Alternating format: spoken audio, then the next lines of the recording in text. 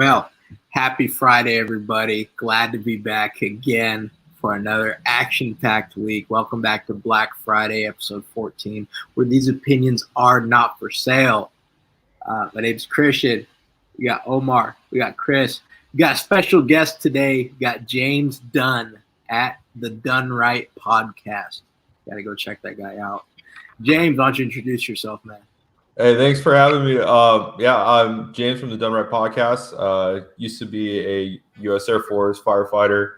Now I'm back in politics. I'm doing conservative stuff. Over at Done Right podcast, we're trying to lift up conservative voices that haven't been really heard before, and trying to break through that social media stuff and having fun doing it along the way. So, thanks for having me on, man. I'm excited to be here. Man, no, thanks for coming on, and we're excited to have you. It's really nice we're able to bring people on each week, get a new perspective, and get a different view of things. Man, so this week, hey, we're gonna be busy for a while. That's good. It's also not so great, in all senses of everything going on. But we had the inauguration this week. We got a ton of executive orders being rolled out. We're gonna get into all of that. But first thing first, we have the inauguration. It happens. I mean, I got plenty of thoughts on it. Besides the fact that it was a snooze fest, empty event. But I mean, there's a little bit more to it. Man, Chris, what do you got for us there on the inauguration? Well, let's just say that the inauguration was like you said, a giant snooze fest. Very boring. I don't think anybody expected much excitement from the sleepiest president I think we've ever had. I know none of us were too excited about it. I don't know about you guys, but I was working. I didn't even really tune in. I was looking for the highlights to see what would happen. I saw a lot of pictures of it. It really looked like it was just the opposite of an internment camp. They were trying to keep Joe Biden in or keep us out. We don't know which way it goes, but it wasn't a great look. But they're going to probably count those National Guardsmen as attendees and say they had more people than Trump. We'll see. I'm assuming that's how it's going to go. Yeah, I mean, talking about the National Guard, now that you brought it up, it came to my attention. It seems to have been confirmed by numerous National Guard members that there had been extensive gleaning and looking into National Guardsmen's social media profiles and just into their overall history, whether or not they follow or like certain things like the NRA or even Turning Point USA. And if they had such ties, a lot of them were turned away from the Capitol and weren't allowed to be there at the inauguration. And baffled, I'm baffled to say it the least. I thought it was absolutely disgusting that something like that would actually happen. In America now, we're in 2020 of all things, and people are literally getting sent home from doing their job in the military of all things for having a political opinion that might support the Constitution that they're sent to uphold and defend. And that's where we're at now, as a country. Absolutely crazy to me. No, this seems honestly like it's a political cleansing. And as much as they compared Trump to the Nazis, man, they're starting off like they're cosplaying as a Nazi. Like you're cleansing your own military, basically saying that we can't trust those who have sworn to protect and serve because they may have a different opinion than us. I mean, it's ridiculous. I don't remember Trump ever doing that. I don't remember that ever happening, even though they claim Trump was literally Hitler many times. This is just the hypocrisy is shining through, and we're not even a week into this. And it's going to be an interesting and entertaining 4 years. As sad as it might be, that hopefully it'll still be entertaining. James, what do you think? So kind of bringing my veteran perspective into the background, I'm absolutely disgusted of what I saw with the National Guards and how they were treated. It's just absolutely inexcusable. I think the way they were treated this weekend, from the looking into their backgrounds. I mean, to play devil's advocate a little bit, when you're in the military, members, you're told that you're not supposed to be openly political. You're not supposed to support a candidate, whether it be Republican or Democrat, just mostly because you want to maintain that phase that like, hey, you know what, we're going to support whatever commander in chief that we have, and execute those orders effectively and efficiently as best as we can. But at the same time, it's like to only look at conservative people in the military. I'm sure there was a bunch of outwardly liberal people, and people don't think that like the military is a direct representation of the population. Just because there's a lot of people in the military doesn't necessarily mean there's not going to be any liberals or outward liberals either. So if they were just discriminating against purely conservatives, that's not good. And then on top of that, just the treatment of the military members that were out there on a holiday weekend where they should have been home with their families. These are National Guardsmen. These are guys that are not used to being in deployed locations or out, being gone for months at a time. These are guys that are usually used in auxiliary situations in which, like, hey, we had a medical crisis or a national disaster. They're used to going out and, being back with their families. And so to like pull them out like this and then treat them so horribly, not have the right living facilities for them.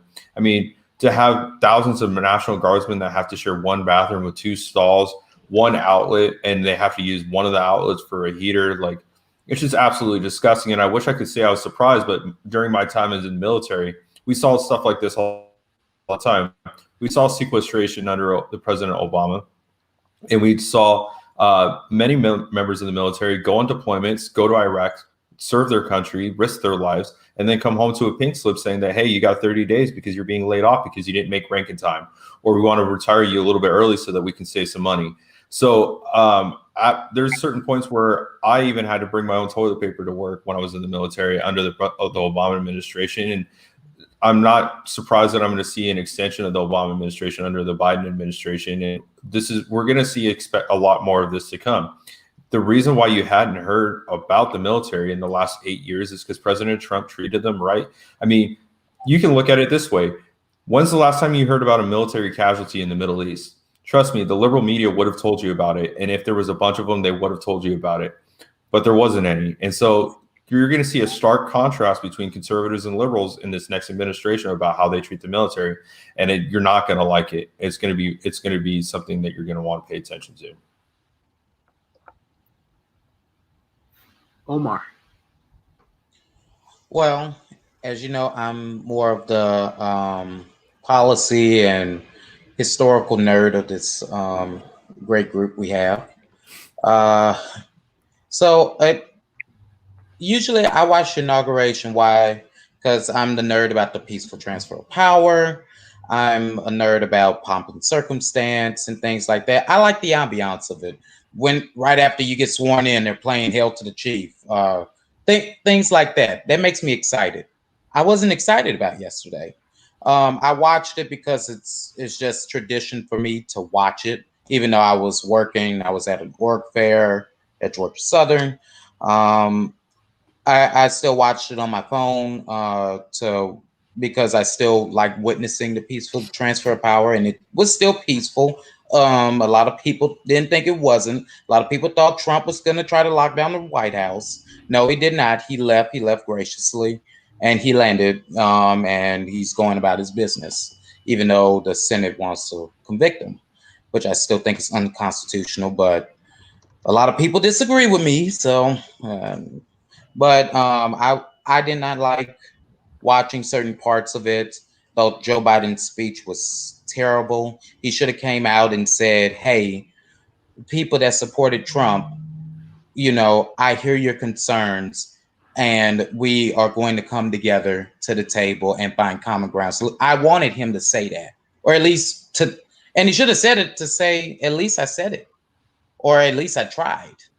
But you know what? It keeps consistent with his message of saying, I'm the president now. You're going to do as you're told. So maybe he wasn't hypocritical. Maybe he was being consistent, like Bernie probably would have if he would have stood up there, or Kamala Harris if she was stood up there as president, not as vice president. But I did not like how our military was treated. My grandfather served in World War II. My dad was a Marine. My uncle was in the Army. My cousin is now serving in the Army in Seattle, Washington. or wherever the base is. I think he's near Seattle somewhere. I would have been there too had it not been for my diabetes. Big, strong military presence in my family. And I was disgusted. My dad was disgusted of what he saw. My uncle did not like what he saw, and my grandfather would have been really pissed if he was alive and with us, God rest his soul. So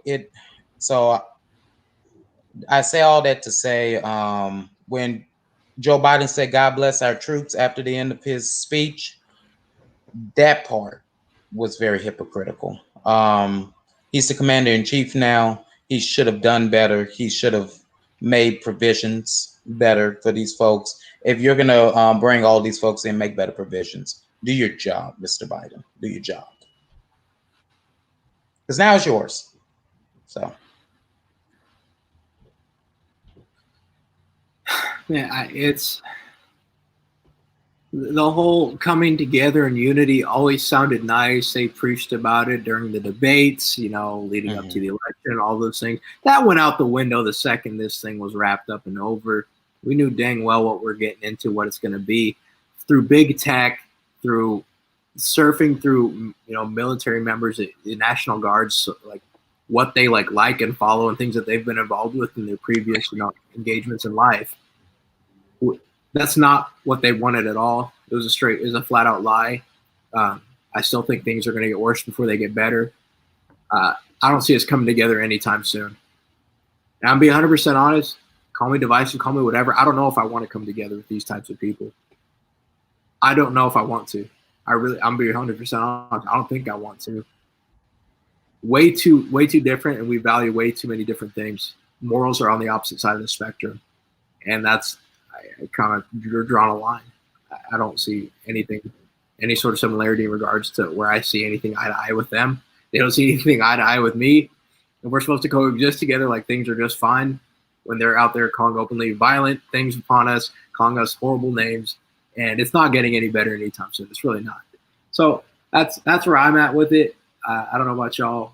You see me rocking the ice. I got a question for you, Christian. What's up? Okay. When I was in undergrad, for those of you who don't know, I'm in grad school. So when I was in undergrad, I had a professor that specialized in international relations and comparative politics. He used to say all the time, people that are in countries like Germany and France think we're crazy when we talk about political division and parties, because we think we're so divided. But in France's view and Germany's view, we're so much together. They're the ones that are really divided. They have a whole bunch of crazy people running for these offices and actually winning them that are probably more extreme than our extremes. So I guess my question is, do you think we've become like that? We've become like France, to where our extremism is showing, and that they're wrong in saying we're more together than apart? Yeah, I don't think we're all that together at all.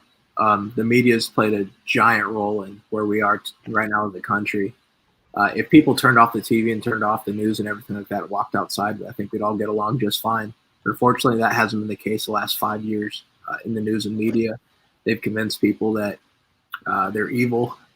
That not that they think they're evil, that they know they're evil. That they hate people that look differently than them, people that might have a different religion than them. And they've called for acts of violence. Sitting Congress people that said to get in their face, to raise hell, to give them hell, and all those types of things. But we're not by any means more together than we were before. In the last 5-6 years, we're more than I've ever seen before. And actually paying attention to this stuff, it's bad. Families are getting driven apart by this. Actual families. We always thought that families were above politics. We're being shown right now that that's not the case in a lot of households, and it's really, really sad. But that's literally where we're at as a country. It's very, very sad. Everything is politicized, whether it's COVID, sports, science, media, everything. Everything has a slant to it. Everything has an angle to it. Everything has some sort of, it's been perverted in some sort of way. There's nothing is pure anymore.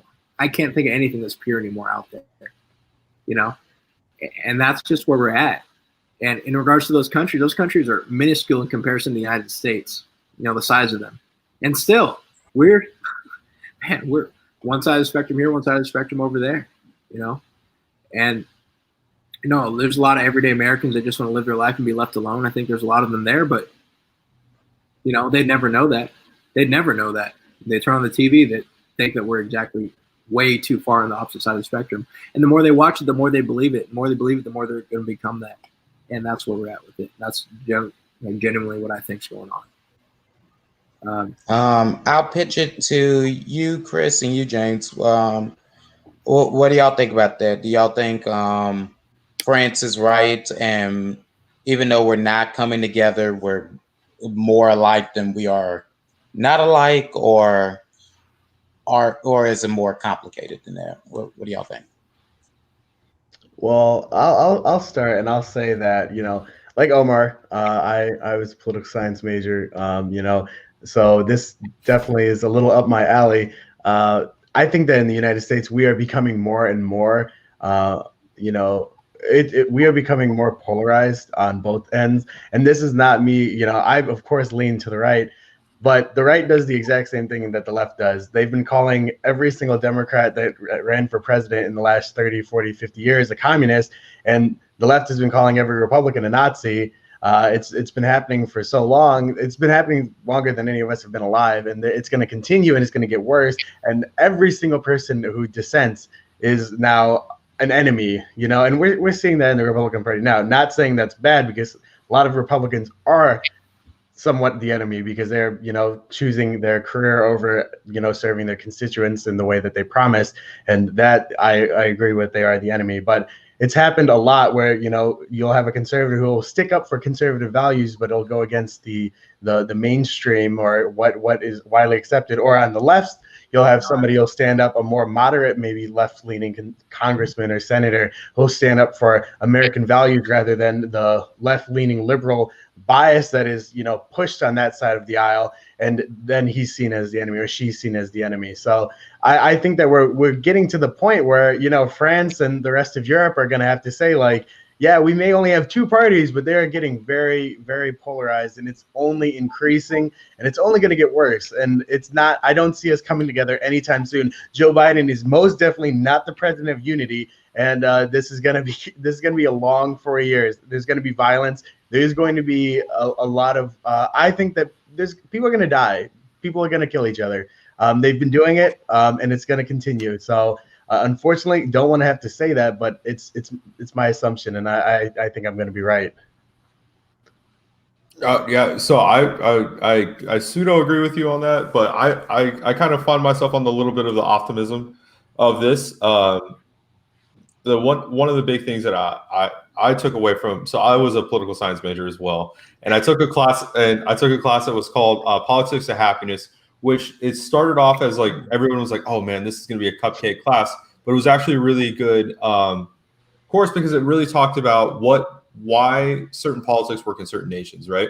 And so we went into Russia and like Middle East and the Western Europe, and one of the big things is like nation states work, right? So like when you have a body of people that share a common culture, values, system, language, and just overall just goals, that nation tends to work out. And so like I'm old enough to remember the early 2000s politics where the difference between Republicans and Democrats was pretty minuscule. Like we had different means of wanting to get to the same place, but at the same time, we were still trying to all do the same thing. We were all working toward the same goal. I don't feel like we're there anymore. I feel like Democrats are trying to break down the American system so they can build a new socialistic one, and the conservatives are trying to preserve another system. The value systems are completely different. There's God and faith and family values on one side, and then there's like Marxist policies and diversity in the other ones. Not like necessarily diversity in a bad thing, but only focusing on what makes us different. And what I love about conservatism is it like what bonds us together, right? That we're all part of the same United Nation, that we're part of conservative values, that we believe in freedom of speech, we believe in the Second Amendment, we believe in all the same things. And oftentimes as a conservative, I've never felt like, oh, I'm different.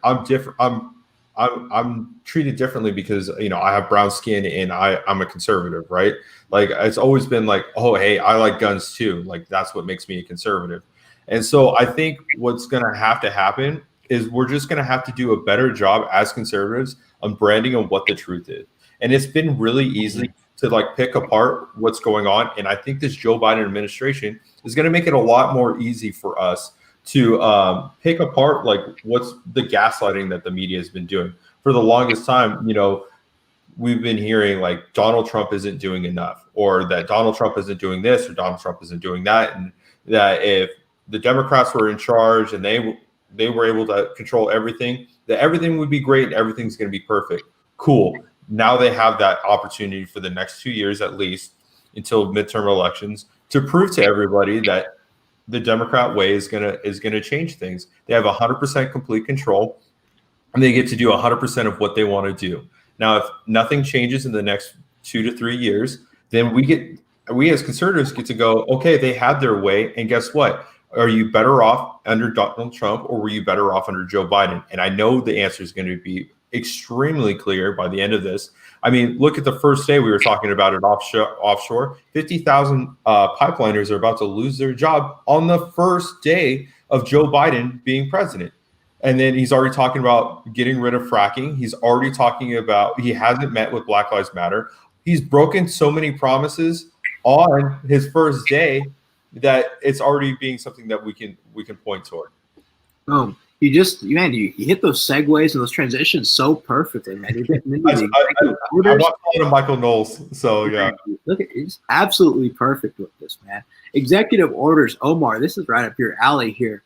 We just started talking about the Keystone Pipeline here. Why don't you go give a brief overview here for our listeners here that might not have got the full details, or if they want to know a little bit more about what's going on. You're muted. Yes, indeed. This happens in meetings too. Before I do go into my three, because I'm going to talk about three tonight more in depth, I am going to goodness, I just had it. Here it is. I am going to briefly mention some more executive orders that were signed in the past couple of days. And I want to say, I think this is a record for the past 3 days, or 2.5, 30. Can you believe it? People are always on, and this is on both sides. People are always talking about, the president has too much power. The president shouldn't be doing this or that. Now we're seeing 30 executive orders, which arguably are unconstitutional anyway. Arguably, I believe they have a place, but they have their place. They're not supposed to. Congress is supposed to do legislation, not the president. So now there are 30 of them, like I just said, and here goes just some of them. Some of them are on the economy. Some of them are specific to COVID. Some of them reverse a lot of Trump policies, which is what Joe Biden wants to do. He wants to destroy Trump's legacy. Let me see. Okay, one of them was we're re-enrolling into the World Health Organization. So now we're going to work with them again. And we're sending Dr. Anthony Fauci to become the head delegation to the World Health Organization. And that is a reversal of the Trump administration. Another big one, I'm not going to go into depth tonight about it, but it's really big. We have rejoined the Paris Climate Accord. That will take up to 30 days to rejoin, but Trump pulled us out because he said it was waste of money. Yeah, Trump pulled us out because we're going to be wasting money and resources and time into it. It was a bad deal. It was not pro-American. So he pulled us out. Not that we as Republicans don't care about the environment. We do in a lot of ways, but that was a terrible deal. Another one, which is geared towards equity, is Joe Biden has rescinded the Trump administration's 1776 commission and directs agencies to review their actions to ensure racial equity. Equity, not equality. Equity, not equality. Equity. Man, what's equity, Omar? What is equity? Equity is hard to define. Okay, have you ever seen the? I guess it's not really a full meme, but there's I've seen it circulate on Facebook many times. It shows that it shows three people, one tall, one medium, and one short, getting to see the game. They're not actually at the game, but they get to see the game from the fence. The tall person can see it because he's tall. Short person can see it, can't see it because he's short, and the middle person can barely see it.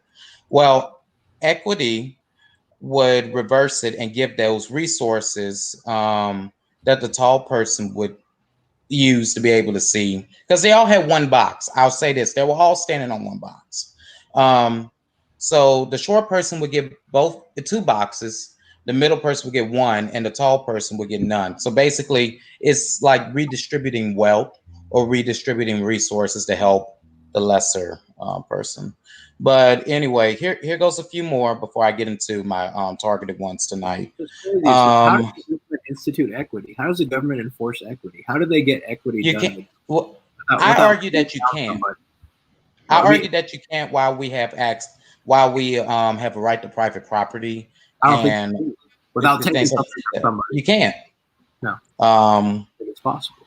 But another executive order requires non-citizens to be included in the census and apportionment of congressional representatives.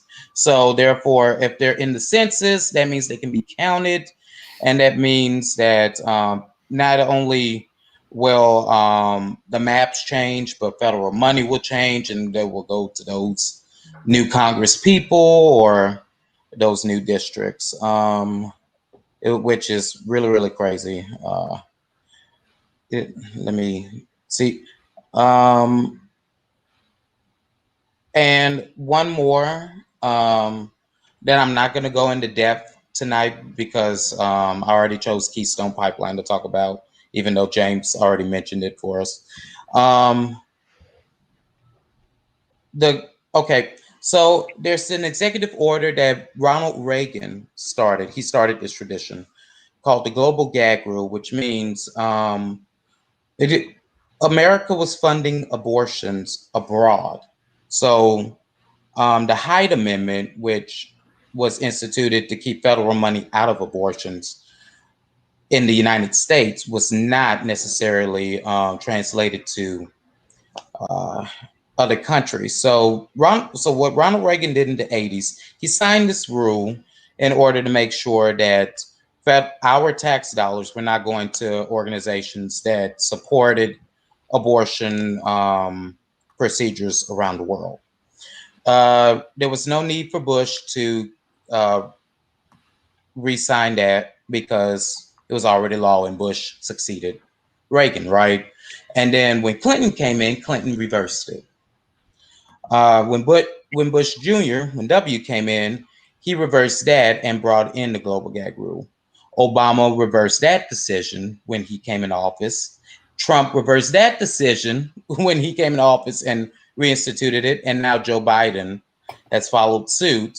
And now we are funding abortions around the world. And now I will say, unless we change our law or get the courts to say, hey, abortion is murder, that is going to go back and forth between Democrat and Republican presidents. That's something to expect. There was something I was expecting day one, which my foreknowledge came to be. Those are just some of the executive orders. Again, there's 30 of them. There's a lot of them that are supposed to enhance COVID restrictions and are supposed to fight COVID, but those were just some highlights. But here are 3 of them I wanted to talk about tonight that we can comment on. And James hinted at it. The Keystone Pipeline is canceled. So there is a pipeline. I can't remember where it's. I know it's in Canada. Can't remember what part of Canada. Alberta, I believe. Alberta? I believe. Okay. Yeah. So the Keystone Pipeline, it starts there, and then it goes through major parts of the United States. It's supposed to, we were supposed to have 50,000 jobs out of it. It's supposed to also keep gas prices low. It would have brought a lot of good for America, but a lot of climate change people were against it because it's going to apparently endanger the climate. It's going to endanger national park. It's going to endanger a lot of land, or at least that's what they say. So, of course, the project was supposed to start under the Obama administration. Of course, Obama did not want to start it. Trump, I believe, through executive order, did start it, and now Joe Biden has stopped it, which is going to, as James noted, cancel 50,000 hardworking jobs, which, of course, Joe Biden said he wasn't going to ban fracking, but now he has essentially done something along the lines of that. What do you guys think about it? I mean, what do we have to expect now in regards to being, independent on oil or our gas prices? We get a lot of oil. We get a lot of our reserve oils. We have reserves, obviously. We do get some from Saudi Arabia and that peninsula where Qatar is, and all of those countries are in the Arabic world.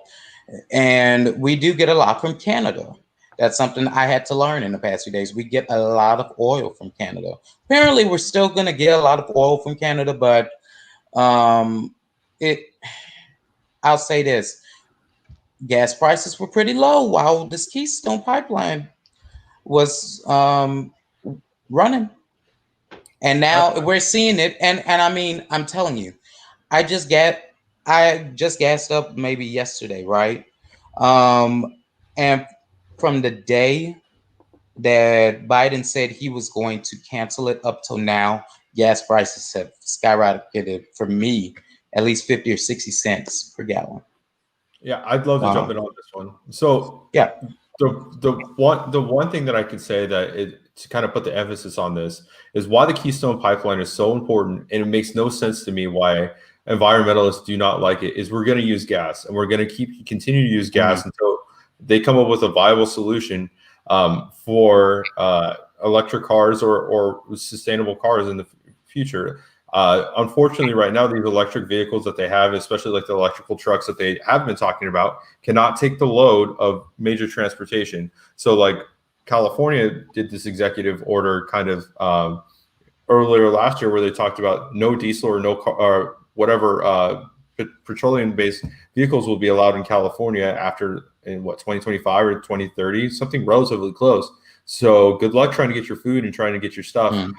But now, instead of using a pipeline to distribute this oil to these areas, you're going to have to truck in this gas. So you're actually going to have to burn more petroleum and more gas to transport petroleum and gas, which is going to be way worse on the environment, supposedly way more worse on the environment than pipelining it. And it's also more cost effective, right?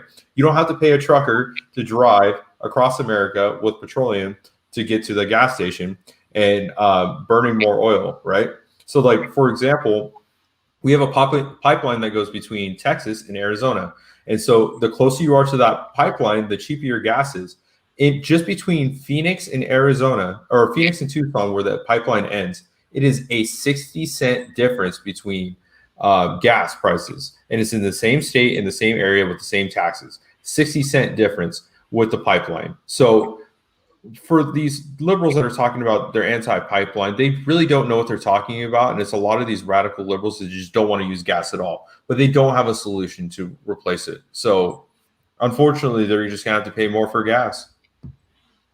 Yeah, I want to hop on this as well. So this is just, completely agree with what he just said. It makes absolutely no sense. One of their biggest crying points is, what if there's an oil spill? You had a lot of white saviors who were talking about how the Native American land that it might run through and how it's going to destroy them. And You had Native Americans like, yeah, they bought our land. Every single square inch of land that the Keystone Pipeline was going to run through was bought and paid for at market prices, fair market prices. And Native Americans were fine with that. They were cool with just selling the land. But you had white saviors who were, protesting, and yeah, of course there were Native Americans there protesting as well, but the majority who were living there, I mean, you had people who were bussed in to protest. And then I don't know if you guys saw all the pictures after protests where they leave garbage everywhere and they don't clean up after themselves when they're protesting, the environment, or destroying the environment. And it makes no sense. It's going to be cheaper with the Keystone Pipeline. It's going to be cleaner because, like James said, you don't have to burn fuel to get fuel to Texas to get it refined and then sent out all across the country. And then also, there's spillage in pipelines is extremely low. It is much more likely that your truck will crash and spill and harm the environment than the pipeline bursting or the pipeline having a leak or a spill. It's extremely unlikely. It's much safer. It's much cleaner for the environment. This is just another Democrat talking point where, honestly, white people just want to feel good about saying that they did something, and it's the white savior complex, and of course all races. But you have the white knight liberal who are like, they put on their fedora and they say, I saved a minority today, and they can sleep easy on their $2,000 bed and have a $10,000 fridge with their ice cream, Nancy Pelosi. So it's ridiculous. I'm really hoping that somebody realizes that this was actually good for the country, but Democrats don't know it's good for the country. No, and the media will spin it like it's the greatest thing, to God's green earth, that the Keystone Pipeline was canceled, with no regards to people's livelihoods, their families, or the surrounding ecosystem and ecology around everything that it's going to affect and how everything's going to change. Wow. I would like to say congratulations to Joe Biden. There is 50,000 more Republicans than there were yesterday. Can't wait till 2022. Let's see what happens. Yeah, you just ruined union paying jobs to and alienated 50,000 people. Thank you. Union paying jobs? Yep, 2022. Yeah, the union president. Canceling union jobs. We'll see you soon. Could the unions actually flip red for once? Could some major unions actually flip that way?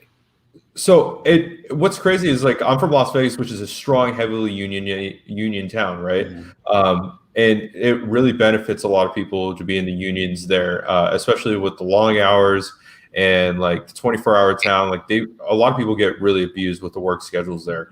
But what you're starting to see is that these unions kind of separate. Like I think you're going to start to see the death of the unions, especially after this COVID crisis, and shows how much they didn't really do anything for anybody. So, like, especially like the teachers unions, I was friends with a lot of teachers in Texas, and they were talking about how these teachers unions did not really care at all about what the wishes and the demands are of the teachers. A lot of teachers wanted to go back to school, they knew the risks, and they wanted to be back in the classrooms with their kids. And the unions absolutely demanded that they didn't want it, because they knew that these teachers were going to get paid a little bit more to stay at home, and that they were going to be able to pay more union dues, right? Like, they're a slave to these unions. So I think you're actually going to see more of a destruction of the union, rather than you're actually going to see like unions turn red, because these people aren't really doing anything for anybody anymore. It's 2021. If you have a union strife and you're having problems, like, social media is the way to go. And like, we shame these people into things like remember what we heard about Amazon and the poor working conditions there, and then they got shamed on social media. That costs them zero amount of dollars, and they got working conditions changed, and they don't have to pay a union. So I think unions are a bit outdated, and we're going to start to see that in the next couple of years. I sure hope so. I really hope so, at least. Yeah. What do you got next for your executive orders, Omar? All right. Actually, I don't know what order you have them in. But do you have them in a specific order when I send them to you? I got here, but I mean, we can. Let's talk. Okay. Let's talk Muslim ban. Muslim ban. Right. And I put it in air quotes because I don't believe it was an actual Muslim ban. It was just a ban on certain countries that happen to be majority Muslim. So Trump did institute that. I don't think it was going to be a long-term ban anyway, but he instituted this ban of travel to certain majority Muslim countries because of security reasons. I mean, these people really, and when I say these people, I meant whoever is in power in these countries do not like us. They're not pro-America. And there were security concerns. And so he instituted this. I think it was actually a 90-day ban, which either was halted or they let continue until it was over. One of the two. I apologize for not knowing the exact answer on that. But because it was branded by the media as a Muslim ban, Joe Biden was against it. I mean, every single liberal and socialist was against it. So, of course, Joe Biden reverses that executive order. What do you guys have to say on it? Stopping terrorists from entering this country is a good thing. That's what I'll say about that. Number one. Number two, yeah, the media is going to go play it off like it's the worst thing in the world. If Americans are supposed to come first here in this country, which they currently are not in this administration, as we've seen these executive orders, we got to take care of our own people first. And that's exactly what this is doing. People and regimes that shout death to America all the time shouldn't get our taxpayer dollars, shouldn't get any pallets of cash, shouldn't get anything.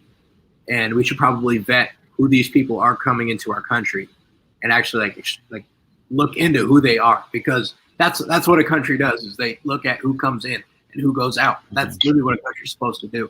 I don't know why it seems so taboo now that we're in the 21st century, in the year 2021. Totally foreign, and it's something we've never done before. But yes, we should extremely vet people that come here from the Middle East, from all over the world, to make sure that they're coming into America with decent intentions and aren't going to do anything bad. It's just common sense. It's just really common sense. But they call it a Muslim ban for what it is. My goodness, the worst, absolute worst. James, Chris, what you got? Go ahead, Chris.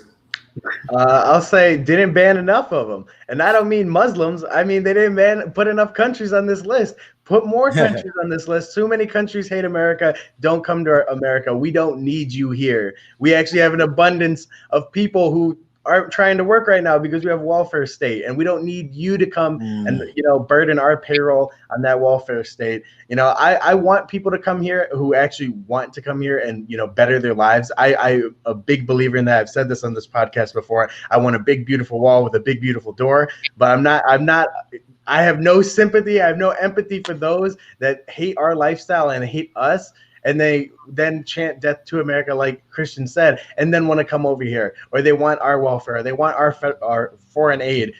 No, not a dollar for you, banned. But Joe Biden wants to bend over for every country that hates us. So we'll see 4 years of that. Yeah, so I 100% agree, and I'm going to point out the hypocrisy in this. This week that you saw Joe Biden vet his own personal military because they were a national security threat to him.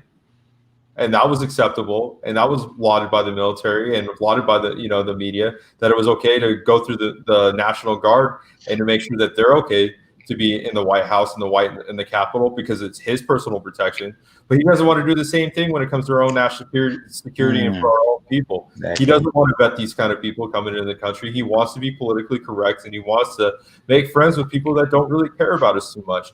It just goes to show the Democrat policy of that they don't really care about the nation that they serve. They serve about the global community, and they want to be able to virtue signal.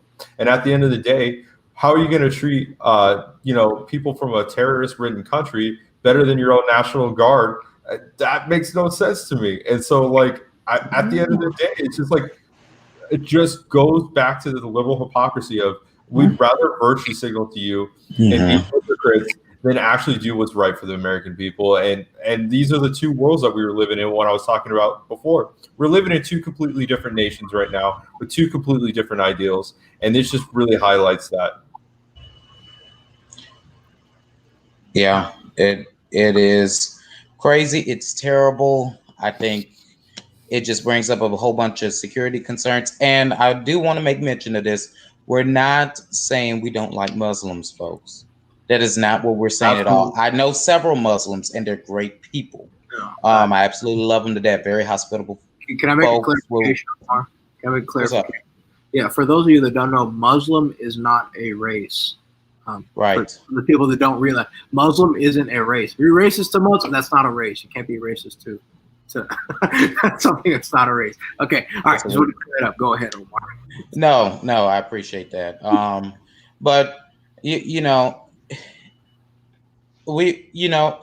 it's a difference between the people who practice the religion. They're Black Muslims too. They're white Muslims. There are a lot of different Muslim people who practice Islam, and we respect them and we love them. I'm a Christian, so I love them with the love of the Lord Jesus Christ, who does love those folks. But what I will say is the people that are in power in those countries, the people that do like to come over to our country, a lot of them are good folks and a lot of them are bad folks. We're trying to weed out the bad ones. That was one of the only ways we could do that, or at least it was a 90-day rule. So like what happens in 90 days? And jobs, and a lot of companies do this for their jobs when they're bringing someone on to a job. You give them 90 days, show them what if they can get a handle on things, then you give them benefits. That's what Trump basically was doing, and people had a problem with it, and it's terrible. Another executive order I wanted to talk about, and this is my last one. I'm gonna let Chris talk about a couple of things later on, but Biden has halted the construction of the wall. So basically, everyone knows Trump wanted a border wall to hamper down on people crossing our border illegally. We have a lot of people every year coming into our country illegally. And that's not to say I don't want people in this country that from other countries. I want people to come. I want them to come legally, though. I want people to come because we do get a lot of great doctors and lawyers that are actually immigrants. And they contribute to our society and they contribute to our country, and they're law-abiding citizens. I'm for that. I'm not for you coming and breaking our law by entering in illegally. I believe Trump had the same sentiments, and so he wanted to build a wall, especially in the worst parts of where illegal immigration was happening. A lot of border towns were actually getting helped by this. The way he was doing it was he declared it a national emergency, and I think diverted some Pentagon funds and FEMA funds. I could be wrong on that, but he diverted funds from the budget in order to fund the national emergency, which was the wall. Biden's executive order rescinds that. So therefore, that federal money won't be used towards it, and it's no longer a national emergency. Now, I have read reports that the pick for Homeland Security, which will probably be one of the last ones to be confirmed at this point, because a lot of Republicans don't like them, and it is a 50-50 split, and some Democrats have some questions for him as well.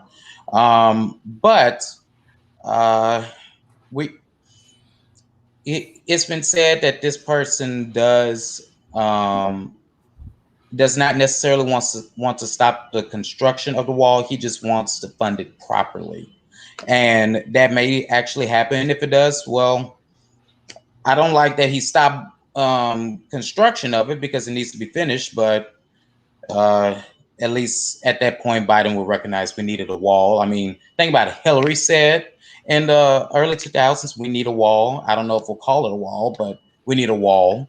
I think even Barack Obama made mention of it. So they know we need a wall, but because it came out of the man with the orange hair, because it came out of his mouth, people don't want it, or these crazy liberals don't want it. What do y'all think about that? I'll say that, like everybody watching, everybody here, like these politicians are playing games with our money. This is our money. They're straight up just, Joe Biden's like, oh, this is racist. This wall, this object is racist. So now we can't have it, even though it's helping people. It's actually helping our country. It is a net positive. It was worth the investment. And now they're talking about halting construction. And even Democrats are going as far as saying we need to tear down what was built. So that is literally playing with our money. This is tax dollars that we could have used during this COVID pandemic to help each other or to build ourselves up, but we had to send it to Pakistan so they can learn what a boy is. I'm disgusted by politicians. Like I'm getting to the point that I'm gonna build out or I'm gonna bust out my guillotine because I'm getting sick of these politicians. They're playing with our money. You guys know I'm the big libertarian. Don't mess with my pocket, and they're messing with my pockets, and I don't like it. I don't enjoy it. Go for it, James. I mean, so I'm being from Arizona. I was in a near border city of Tucson. I was the EMT and I was a first responder, and I've seen directly the result of not having border security. There was parts of Tucson that was run by MS-13 that I was a part of, that where I had to go and respond to the mess that the politicians created. That there was parts of our country that were run like a war zone, and that I was in the military, and that there was places in my own home country, in my own backyard, behind the base that I served at in my hometown, that were more dangerous than any of the places that I deployed to. So the problem is right now is that these politicians are tone deaf, and they don't realize that the drastic effect that the cartel, drugs, and all the gang members and the human trafficking that happens in our communities. I mean, were they not around in 2020 when human trafficking became one of the #1 causes in the United States? There was a rally that I went to with Donald Trump Jr. and Charlie Kirk, in which they were just speaking about human trafficking and stopping human trafficking. And it was met with a round of applause, like standing ovation. And they and even Donald Trump Jr. himself was like, wow, we didn't realize how important this was. And this is such a key issue to the American. We don't like slavery. We don't like people treated like second-class citizens. We don't like even people pretending like they're being treated like second-class citizens. So the fact that they're tearing down the wall, they want to build in border security, they want to go back to the way things were after we made such progress on human trafficking, drug use, and things of that nature. It's tone deaf. And Arizona went blue for 2 times in 2 elections. Because everything was going great and they didn't have to focus on the border wall. Guess what? Joe Biden, you just delivered Arizona and all the border states right back to the Republicans. So I'm going to tailor this especially to people, conservative side, maybe even moderate Democrat, say living in the suburbs, you say this isn't that big of an issue. It doesn't really affect them. It shouldn't be that big of a problem. Talk to plenty of people on my side of the aisle and things that agree with me about this. And they say, oh, immigration is not that big of a problem. It's not that big of an issue. Well, I think you might think of it as a bigger of an issue when those drugs, that fentanyl is getting infiltrated and it's getting sent into your suburbs, into your cities, into your neighborhoods. It's sold on your streets. When people from your area are getting trafficked in and out over the border, thousands and thousands and thousands of them, and thousands of pounds of drugs are just coming in and out, through innocent people caught in the crossfire. And you have people taking jobs from your community that could have been used for able working Black people instead. And you got people coming over here getting benefits, getting everything that they could have ever wanted just because they cut the line and they went over that border and got everything they wanted because they knew it wasn't going to be enforced. But it's not a big issue to you, right? Well, the country is a lot bigger than, say, I don't know, the state of Nebraska, state of Indiana, or upstate New York, wherever you might be at. There's border states, there's border towns, there's Tucson, there's El Paso, there's the RGV, the Rio Grande Valley, there's Florida, there's California, there's all those areas, and there are people, and their lives are directly affected by things like this. Joe Biden, I definitely believe he did, when these bad things are going to happen, because bad things are going to happen with stopping construction of this border wall. I believe he is directly responsible, and I believe he's complicit in these horrible acts that are going to happen. There's going to be an uptick in people being trafficked across the border, drugs being shot across the border. God bless our border patrol. They're going to be working extra hard to stop these people. They're going to have to be working extra hard to try to stop these people when they get no support from the federal government, when Congress spits on them, gives them no sort of support, and they're out there on their own. God bless them, but this is absolutely ludicrous, and they turned it into a race issue when an illegal immigrant isn't a race either. Because the people coming through that southern border aren't just from Mexico. They're coming from Central America. There's people coming from Africa. There's people coming from the Middle East that are coming up through the southern border that people don't even know about. And they're sending all kinds of bad things through there too, whether it's people, drugs, anything else you could even imagine that shouldn't be in this nation. And and you're saying it's not worth the effort, it's not worth the taxpayer dollars. You know, put a number amount on American life. You put a dollar value on American life, Joe Biden. Put a dollar value on an American life for me right now. Absolutely despicable. There's people, you're playing with people's lives, you're playing with everybody's well-being.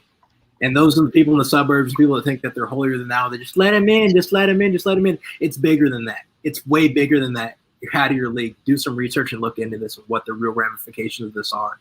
I care about my community more than anything else. And this stuff isn't helping anybody at all.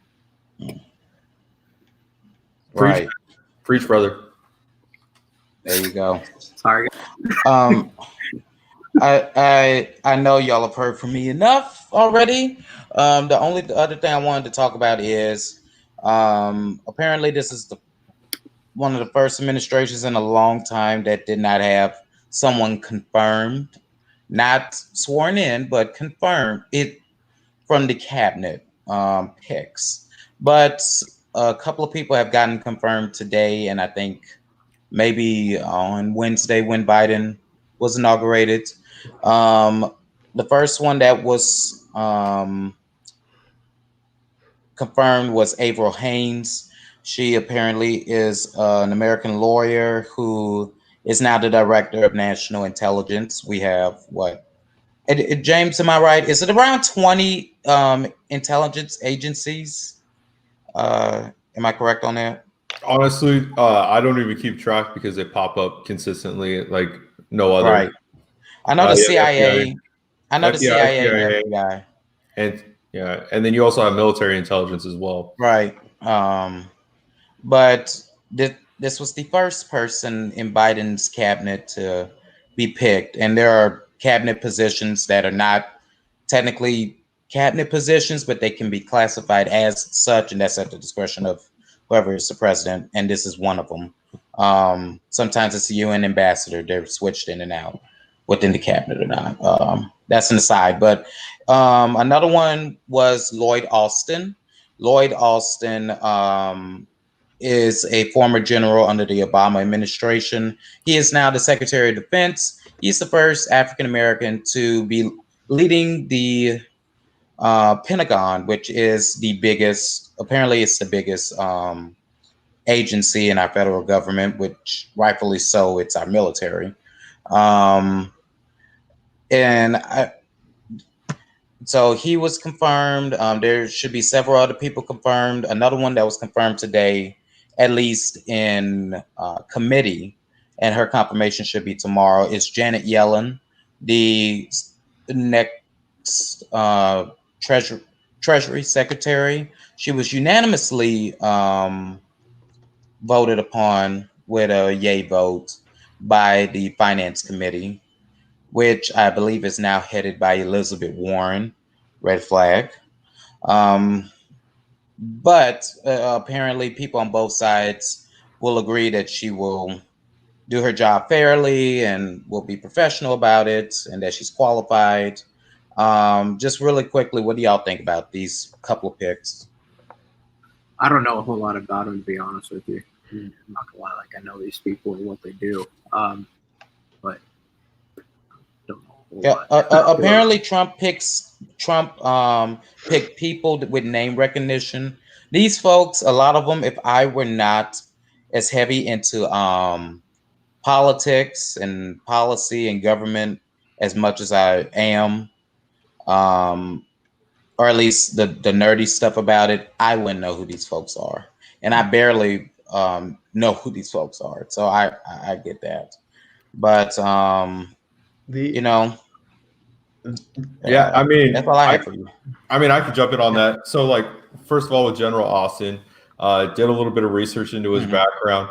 This is just the same old stuff that you see with Democrats, where they're picking your social justice experiment on the military type generals, where they don't really have any battle hardened experience. And you're going to see that when it comes to, you know, when and when we go to Syria. I think it's a point where we're just going to end up going to Syria. Joe Biden's a war-hawking Democrat. He believes in the military-industrial complex, which no longer has a home in the Republican Party. And he's got to pay those donors because he's not like Donald Trump where he doesn't owe anybody anything. On top of that, also the Treasury Secretary, I did get to listen to her speech when she was nominated. She wants to use the Treasury as a means of social justice to bring equity to minorities. So she wants to do that through home loans and through a bunch of finance programs in which I don't know if you guys have heard about it, but they want to roll out a program in which only Black people or minorities would be able to get business loans or first-time home buyer loans, which I don't necessarily know how that's constitutional with the 14th Amendment, but that's something that they definitely want to do with the Treasury. So her unanimous approval in the Senate kind of bewilders me a little bit. Are they just going to give out loans to Black people regardless if they can pay them back or not? I mean, this seems to be the history. That's the case. Well, that seems to be the history of Democrats in general. If you look at the housing crisis of the early 2000s, that was caused by a bill by Democrats in the 90s in which they said that it wasn't fair that minorities and poor people didn't have homes. And so they were going to give them loans that they knew they couldn't afford and insure them. And if you're Chase Bank, and then they blamed it on the banks. Well, like if you're Chase Bank and you have a no risk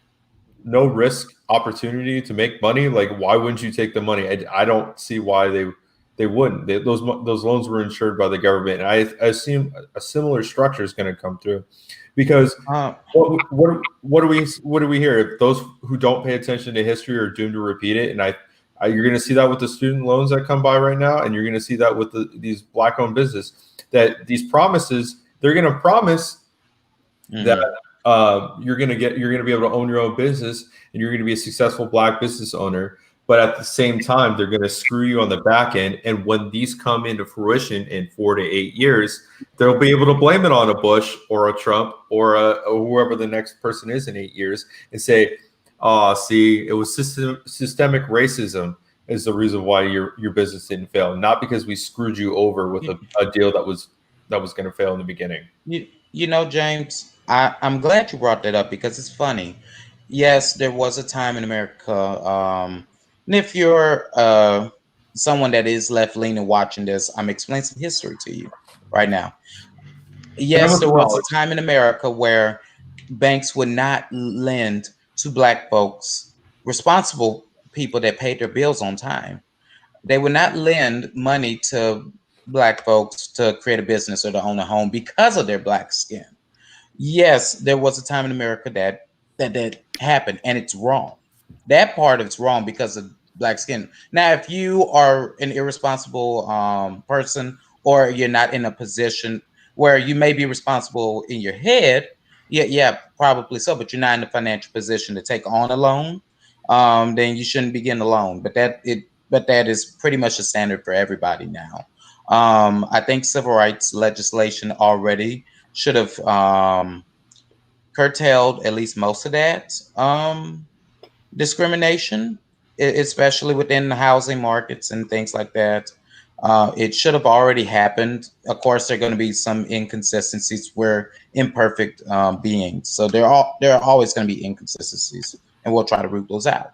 But I don't agree with just giving somebody a loan because they are Black, and because, yes, this is what happened in history. We're trying to rectify it.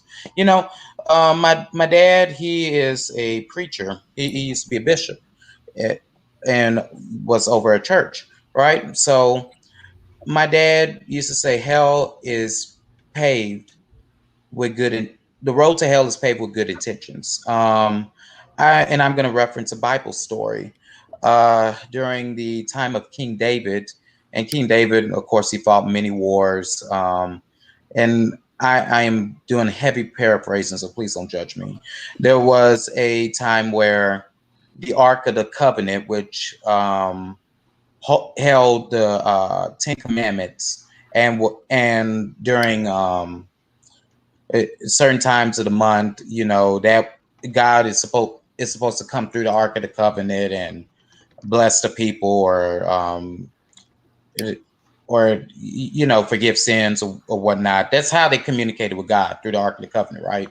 And they were transporting it to where David was, and a man named either it was Uzziah or Uriah, and again I apologize for not knowing.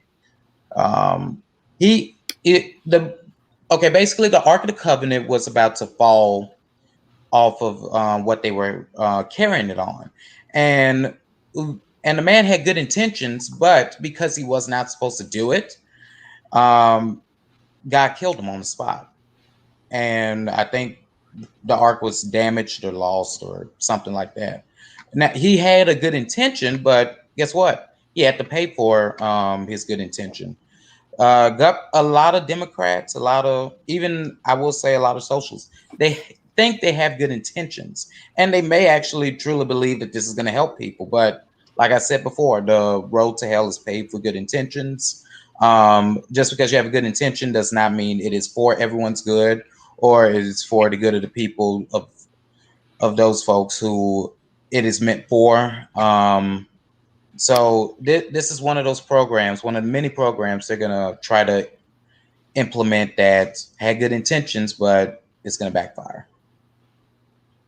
Yeah, I mean, you look at affirmative action, giving loans out to people who can't afford to pay them back. How does that help out people in the real world? How does that help people at all? If you just give them the way out without actually teaching them anything, and then they failed, and you're surprised. It makes no sort of sense. So yeah, good intentions. It'll backfire. It's just show it's not good. I want to make a comment, kind of an example that no one has mentioned, which is a huge problem and a huge debate in America right now.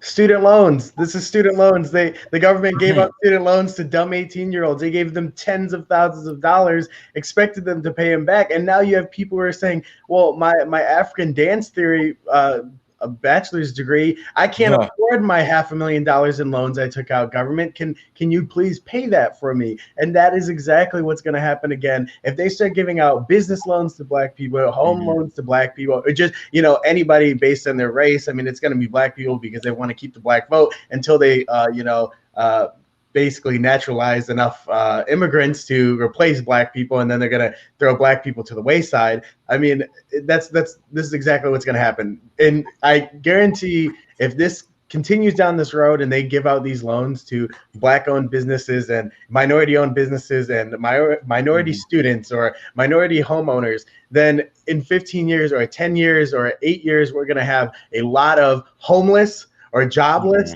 or uneducated or just in heavy debt minorities. And like James said, that's when all of these white liberals are going to say, look at this systemic racism. I've never seen it so bad in this country. Martin Luther King is rolling in his grave. That's what they're going to be saying. Again, it's just history's repeating itself. And I don't think Democrats learned the first time that you shouldn't give a loan to somebody you can't pay it back. It's only common sense. Thank you for saying that, Chris. Martin Luther King is rolling over in his grave. He's really rolling over in his grave about this abortion mess. I'll tell you that. I'd love to jump even a little bit further on that. Like, the other problem when you give out loans to people that can't afford them is it doesn't change the fact that it doesn't make things not affordable. So, like, for example, with college, if you give out loans to people for degrees that they can't pay back, there's no incentive for these colleges to lower the cost of that degree, right? There's no reason that a interpretive African studies dance or whatever degree should cost you $200,000, right, in student loans, but you're going to get it, and there's no incentive for the college to go, next year I think we're going to lower the cost. There isn't, because next year the money's still going to be there and it's going to be guaranteed by the government. So they're only going to raise the prices. I promise you, it does not cost you $200,000 to learn about African dance studies. And so it's the same thing that's going to happen with the housing market, which it did before when you did this, is the housing market prices are going to rise to a ridiculous amount, in which you're only going to be able to qualify for a $200,000 loan. But because we've speculated it on the amount of money that's available, that money is not going to be able to buy the house that you want to begin with. So you're end up going to be paying for a program that banks are going to own more houses, and it's going to be the biggest wealth exchange from the black community into big business. And this isn't really about helping the black community. This is about helping the crony corporatists that are now funding the Democrat Party. JP Morgan Chase is not a Republican company anymore. But Wells Fargo, Bank of America, they're not Republican companies. So this is going to be a giant transfer of wealth from the black community into their corporate hands that pay off Joe Biden and those people to begin with. So don't fall for this trick, because it's just going to be a transfer of wealth to help them stay in power for much longer. And I think it's wrong. And it's the true racism is that the Democrats feeding off black people and other minorities, trying to say that they're trying to help them and take advantage and scam them.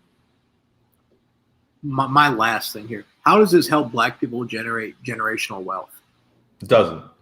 Mm-hmm. That's what the black community's been asking for so long, and they're going to take this and not have it, and then be so disappointed years down the road when they still don't have generational wealth. They don't have anything to show for it. They're going to have nothing. What in the world? But keep voting for those people. Keep voting for them. Go ahead. You create generational wealth when you create jobs that you don't need degrees for. Like the biggest time that we saw upward mobility in this country is when we had factories and we had a good paying American jobs in trades. There's thousands of jobs with trades that go unfilled every single year because Democrats tell people in high school that if you don't go to college, you're stupid. You're not as good as everybody else. The working class man is a sucker, right? And you know what? That's not the truth, because there is a lot of people that got an internship in electricians or got an internship in plumbers that are making thousands of dollars more than I am. And I went to school and got my degree in political science, right? Like, who's the real clown now? I owe them money and they're making more money than I am and having weekends off and get to set their own price. So I think the biggest thing that we can do is set up, if we're going to set up generational wealth, we actually need to set up people with jobs, good paying jobs, that there's upward mobility, and that we can stop taxing them to death. And so that, and putting them in debt. Like, you can't create generational wealth when you're scamming people into debt for their entire life, and then whatever money they have left over, you're going to take away with the debt tax. Like, that's not how you fix generational things. Democrats do want to keep people down, because without the welfare state, or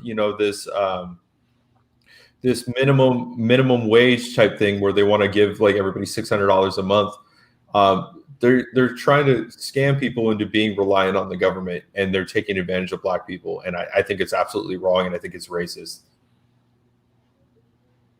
Yeah, I mean, I live outside. Well, now I just moved further from the city, but I grew born and raised on 8 Mile, lived in Detroit. But obviously I had to move farther away, and it's not because the city's bad or the crime rate was bad or anything. I mean, those things are kind of true, but it's mainly because Democrats want to keep raising taxes and make it harder to do anything within the city. That's why everything is on the opposite end of 8 Mile, meaning that everything's outside of Detroit. So you get Detroit labor without paying Detroit taxes. So basically saying, I'm coming from a black community, coming from, where I come from, you see how bad the black community really does have it. And all of these programs that Democrats are trying to put into place, all of the incentives or anything that they're trying to do, it's been tried. It's been tried and it does not work. They do not understand that bigger government does not prove incentive. It does not make people want to work. It does not make people basically improve. You're just giving loans to people who are not going to be able to pay it off. They're, like Chris said, they won't be able to have generational wealth. They'll have nothing to show for it, the work that they did all their lives, and then they'll never be able to retire. How many people of color in this country will never be able to retire. And it's because we're not doing anything to be able to just help them improve themselves. We can't give it to them. They have to improve themselves. I'd rather my tax dollars go to, instead of giving them home loans, I'd rather it go to bettering their education, because education is one of the key things, not increased spending in education. Let me, kind of clear that up, because education gets way too much money. I think improving education and increasing spending are two different things, and there's a lot of things our education system does wrong.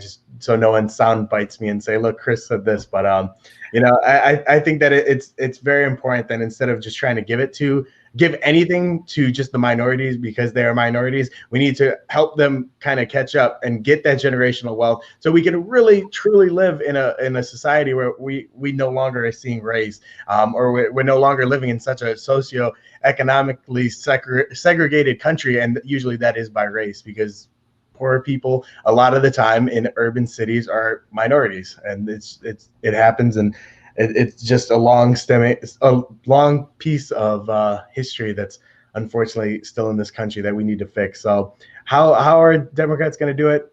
Well, we got 2 years to see. They have all the reins of control.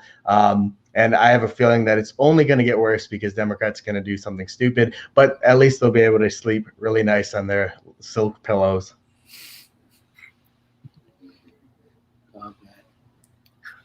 I mean, we're going to see, man. We got time. We're going to see. I think it's going to get a lot worse before it gets better. Mm-hmm. Thank you, everybody, for tuning in.